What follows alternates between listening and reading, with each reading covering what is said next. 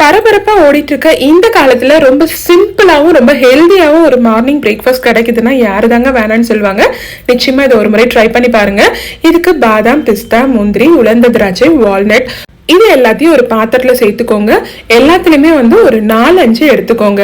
இது கூடவே ஒரு அரை கிளாஸ் அளவுக்கு நல்லா காய்ச்சி ஆறுன பால் சேர்த்துக்கோங்க. இதை ஒரு 20-25 நிமிஷத்துக்கு நல்லா ஊற விட்டுருங்க. ஊறினதுக்கு அப்புறம் இதை அப்படியே மிக்சர் ஜார்ல சேர்த்துக்கோங்க. இது கூட ஒரு செவ்வாழை பழத்தை நல்லா பழுத்த பழமா சேர்த்துக்கோங்க. முழுசா ஒரு செவ்வாழை பழத்தை சேர்த்துக்கோங்க. செவ்வாழையில அவ்வளோ சத்துக்கள் நிறைஞ்சிருக்கு. சின்ன குழந்தைங்கள்ல இருந்து பெரியவங்க வரைக்கும் இதை நீங்க கண்டிப்பா கொடுக்கலாம். அவ்வளோ ஹெல்தி. இது கூடவே ஒரு அரை டீஸ்பூன் போல தேன் சேர்த்து இதை நல்லா பிளெண்ட் பண்ணி எடுத்துக்கோங்க. அவ்வளவுதாங்க. ரொம்ப சிம்பிளான மார்னிங் பிரேக்ஃபாஸ்ட் ரெடி ஆயிடுச்சு. அவ்வளோ ஹெல்தி. சாப்பிட்டா நல்லா வயிறு நிறைஞ்சு இருக்கும். நிச்சயமா இதை ட்ரை பண்ணி பாருங்க. ட்ரை பண்ணிட்டு எப்படி இருக்குன்னு கமெண்ட்ல சொல்லுங்க. டாடா, பை.